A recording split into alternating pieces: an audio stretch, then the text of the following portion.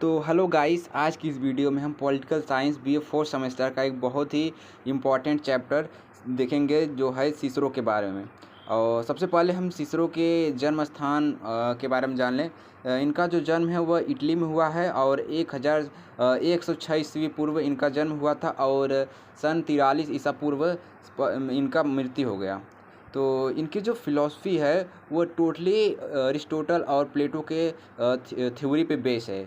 कुछ जगह उन्होंने उनका तुलना किया है, कुछ जगह उनको क्रिटिसाइज़ किया है, कुछ जगह उनमें कुछ एडवांस फॉर्म पॉइंट जोड़ के उन्हें प्रस्तुत किया है। तो मेरे कहने का मतलब ये है कि इनकी जो भी थ्योरी हम देखेंगे वह बेस ऑन रहेगी प्लेटो और अरिस्टोटल पे। और इन्होंने अपनी सभी थ्योरियों में एक बात कॉमन रखी है, गवर्नमेंट को अपना निशाना बनाया, यानी गवर्नमेंट कैसी भी हो वो अच्छी होनी चाहिए और काइंड होनी चाहिए। तो चलिए शुरू करते हैं। तो पहले हम देख लेते हैं कि सिसरो और प्लेटो और अरिस्टोटल इन लोगों की थ्योरी में अंतर क्या था। तो सिसरो ने कभी भी स्टेट वर्ड का यूज़ अपने थ्योरी में नहीं किया है, लेकिन प्लेटो और अरिस्टोटल ने बार बार स्टेट शब्द का प्रयोग अपनी थ्योरी में किया है। दूसरा अंतर यह है कि सिसरो ने अपना स्टेट, यानी जो भी अपना स्टेट बोलें या सोसाइटी बोलें, उनमें किसी भी प्रकार की रिजर्वेशन और किसी भी प्रकार का डिस्टिंग्विश नहीं किया है। उन्होंने सबके लिए एक समान गवर्नमेंट की बात की है। लेकिन प्लेटो और अरिस्टोटल इन लोगों ने हमेशा सिटीजनशिप की बात की है और जो स्टेट है उसको 3 कैटेगरी में बांट दिया है। आप लोग जानते ही होंगे। कैटेगरी थी मिलिट्री क्लास और स्लेवरी क्लास और ऐसी तरह की कैटेगरियाँ थी। और तीसरी जो पॉइंट है, सिसरो के अनुसार अगर आदमी के अंदर मेहनत है तो वो कुछ भी कर सकता है, कुछ भी याद कर सकता है। लेकिन प्लेटो और अरिस्टोटल ने फिक्स कर दिया था, अगर कोई गुलाम है तो वो सिर्फ अपना फिक्स काम ही करेगा। तो यानी इन्होंने सिसरो ने मोरालिटी पर ज़्यादा ध्यान दिया है। तो ये इनकी कुछ मेजर पॉइंट थी कि किस प्रकार से इन्होंने डिफ्रेंशिएट किया है प्लेटो और अरिस्टोटल के साथ। अगर आप पढ़ेंगे पूरी बुक को तो आप यही 3-4 पॉइंट पा जाएंगे कि ये आखिर कहना क्या चाहते थे सिसरो। तो अगर अब हम मेन बात करेंगे कि सिसरो क्या साबित करना चाहते थे, वो करना क्या चाहते थे, उनकी लाइफ का पर्पज़ क्या था। तो पहला पर्पज़ उनका यह था कि वो बहुत ही हाई लेवल में लोगों को मोरालिटीज़ का ज्ञान देना चाहते थे। और दूसरा जो पर्पज़ है उनका यह है कि वह रोम में एक रिपब्लिक स्टेट स्थापित करना चाहते थे। यही 2 उद्देश्य उनकी लाइफ का था। उन्होंने बहुत कोशिश किया लेकिन उन्होंने अच्छी तरह से अचीव नहीं कर पाया। तो अब इनके पॉलिटिकल थॉट को देख लेते हैं। तो इनको पॉलिटिकल थॉट में इनका पहला जो थॉट है the ideal of the state, यानी आदर्श राष्ट्र के बारे में उन्होंने बात किया है। इन्होंने कहा है कि कोई भी स्टेट किसी एक इंडिविजुअल के लिए नहीं होना चाहिए, वो सभी के लिए समान होना चाहिए। यह इनका जो द आइडियल ऑफ स्टेट है, यह उनकी उस चीज़ की थ्योरी है। अगर आप पढ़ेंगे तो इस थीम को पा जाएंगे कि वो अपने आदर्शवादी राज्य की विचारधारा में कहना क्या चाहते थे। यानी वो इंडिविजुअल को नहीं सपोर्ट करते हैं, वो सबको सपोर्ट करते हैं कि लोगों की सहमति से किसी भी स्टेट का निर्माण होता है और स्टेट रन होता है। तो जो दूसरा है ओरिजिन ऑफ द स्टेट। तो सिसरो का कहना है कि जो स्टेट का निर्माण हुआ है लोगों की सहमति से हुआ है। लोगों ने अपना विचार विमर्श विमर्श किया है और तब जाकर स्टेट की उत्पत्ति हुई है। यानी लोगों की सहमति और सपोर्ट से स्टेट की उद्भावना हुई है। और इनका जो तीसरा पॉलिटिकल थॉट है वो सोसाइटी एंड स्टेट। सिसरो ने कभी भी अपने थ्योरी में स्टेट और सोसाइटी का यूज़ नहीं किया है। उन्होंने सोसाइटी का यूज किया है, जो कि अच्छी बात है, क्योंकि उन्होंने सोसाइटी और स्टेट को एक जगह यूज किया है, लेकिन उन्होंने एक प्रकार से पूरे वर्ल्ड लेवल पर उसका यूज किया है। उन्होंने किसी खास यानी किसी एक विभाग यानी सम लोगों के ग्रुप को एक स्टेट में गैदरिंग नहीं किया है। तो चौथा पॉइंट है गवर्नमेंट। यह जो पॉलिटिकल थ्योरी है गवर्नमेंट, ये बहुत इंपॉर्टेंट है। यानी थीम जो बेस है इसी गवर्नमेंट पे है, क्योंकि सिसरो एक ऐसे स्टेट की स्थापना करना चाहते थे जहाँ सभी लोग खुश हों, किसी भी प्रकार का करप्शन ना हो, सभी लोग बराबर हों। तो आमतौर पे उस समय 3 प्रकार की गवर्नमेंट रहती थी: मोनार्की, अरिस्टोक्रेसी एंड डेमोक्रेसी। तो सिसरो इन तीनों में से किसी को भी लाइक नहीं करते थे। लेकिन अगर हम थोड़ा बहुत बात करें तो उनका जो पसंदीदा था वो डेमोक्रेसी था।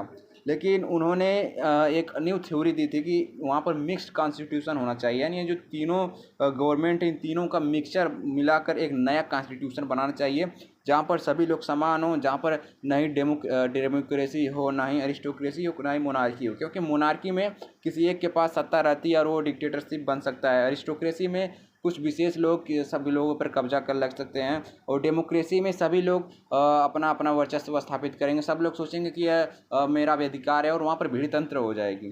तो उन्होंने इन सबको मिलाकर एक नई कॉन्स्टिट्यूशन की सद्भावना की थी, यानी इमेजिनेशन किया था।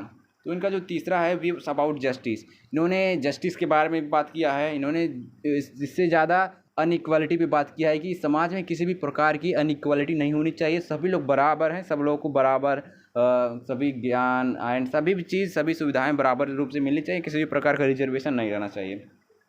और वीव्स अबाउट स्लेवरी, यानी दास्ता के भी बारे में इन्होंने अपना विचार दिया है। इन्होंने कहा है कि अगर आप लोग देखेंगे तो प्लेटो और अरिस्टोटल का सपोर्ट था कि गुलाम जो होते हैं उनकी लाइफ फिक्स होती है, उन्हें गुलामी ही करनी चाहिए और उन्हें गुलामी पर ही डिपेंड रहना चाहिए, यानी अपने मालिक पर निर्भर रहना चाहिए।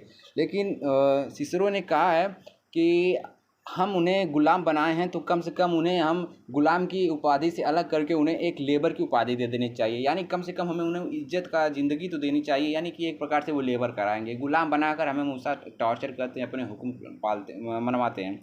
तो उन्होंने ऐसा ही कहा कि गुलाम की उपाधि हमें देनी चाहिए स्लेवरों को। और आठवीं जो है विप्स अबाउट लॉ,